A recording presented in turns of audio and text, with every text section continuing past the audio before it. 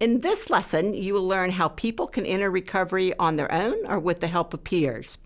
While this lesson is not exhaustive, you will understand the common threads of self-help as well as how they may be individualized. I'll also include a resource list and add a few pearls of my own that come from years of experience. We have to acknowledge that many people attempt to change their substance use patterns all on their own without formal help or treatment. Research suggests it's the most common approach, and some refer to it as natural recovery. So as a provider, you may not even know if someone is in natural recovery or not, but it is helpful to know why some would choose to do it on their own. Some common reasons given for avoiding formal treatment or even self-help groups are: there's too much stigma, I need my privacy, I don't want to be labeled, and of course, this isn't a problem I can't fix on my own. People do recover this way, but is most viable for those in less severe cases. It is often successful for those with recovery capital. And what is that exactly? Recovery capital may include people, such as family, friends, people engaging in your hobbies or church.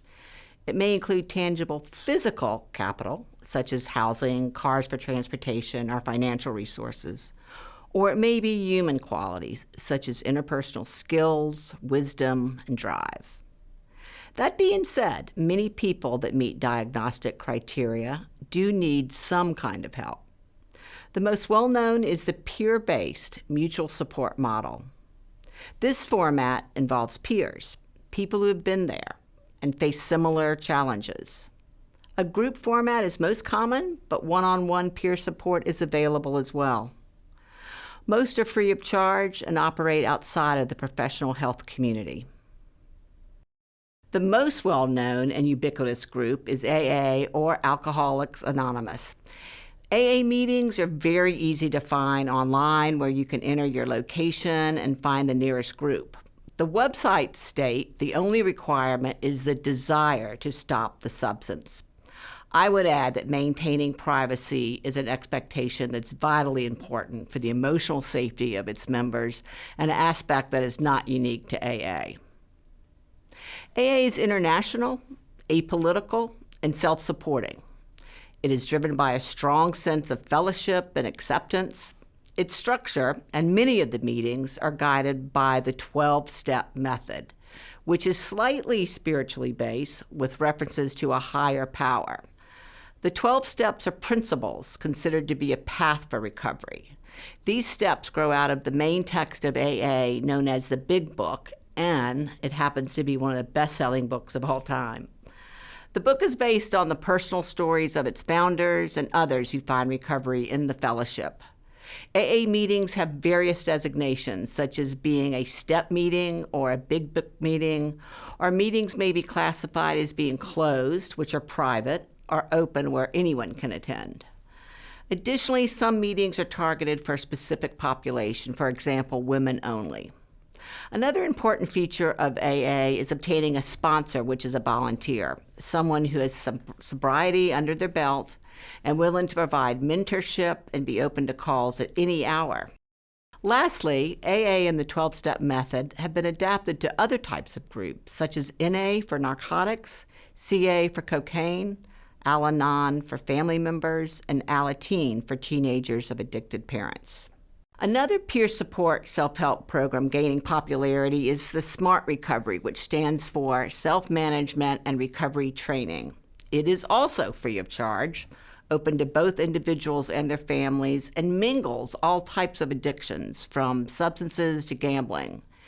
Its website describes the approach as science-based, focusing on empowerment, learning coping skills, oriented to the here and now, geared toward action outside of the meeting, and has vibrant interactions during the meeting.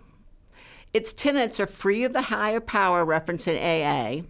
The meetings are based on 4 points, which include, number 1, building and maintaining the motivation to change. 2, coping with urges to use. 3, managing thoughts, feelings, and behaviors in an effective way without addictive behaviors. 4, living a balanced, positive, and healthy life. In addition to the in-person meetings, there is a 24-hour chat room, message board, forums, and other publications online. One big difference between AA and Smart Recovery is the inclusion and exclusion of a higher power. Some self-help groups lean in further to the idea of a higher power and can be defined as faith or spiritually based. For example, Celebrate Recovery is a Christ-centered program with 12 steps, with accompanied scriptures along with 8 principles based on biblical beatitudes. Another example is Refuge Recovery, which is mindfulness-based, Buddhist-inspired, with the mission of abstinence. Its core principles are mindfulness, compassion, forgiveness, generosity, and encompasses an 8-fold path of guiding principles. Lastly, there are some models that target specific demographics, such as gender or race. One mutual support group that targets gender is Women for Recovery. It's primarily online with some offerings of in-person meetings. It offers phone peer support, online literature, daily inspirational messages, and has a 13-statement program. Another population-specific group is Wellbriety and its subset White Bison, which supports the Native American population. In this next section, I will go over some pearls I've learned over the years. These are some things that I've spoken with patients and students about. Number 1, groups are as good as the people in it. I tell patients that if you do not like the first group that you go to, try another. As a rule of thumb, I suggest trying 3 groups before quitting, and to try to go to one in parts of the town where you will feel the most comfortable and have something in common with other members. Diversity is good and helps us learn how much we all have in common, but most people tend to do better in groups where they can relate to at least some of its members. Avoiding groups is a natural inclination, but take a deep breath and try. Number 2, I tell my patients if you do not need to buy into every single aspect of a particular group or philosophy for wellness. I know many non-spiritual individuals who just ignore the higher power aspect of AA, but find the fellowship, the commonalities of experience, help from their sponsor, well worth their attendance. The point is, perhaps no group will fit perfectly, but don't let that deter you from the help it may bring. Number 3, while I can confidently talk about the most common self-help options, I recommend Googling self-help plus the type of addiction. That way, patients can explore the countless opportunities and resources that might be best suited for their individual preferences. Number 4, as a provider, take some time to visit a self-help group and learn firsthand. Not all may be open to individuals without a substance use disorder, but many are. Go on a field trip to an open AA meeting. There's no better way to learn and understand what group meetings are all about than to actually attend. You can simply introduce yourself as someone who wants to learn by putting yourself in the shoes of your patients. Of the many students I have suggested attend, all have been welcomed warmly.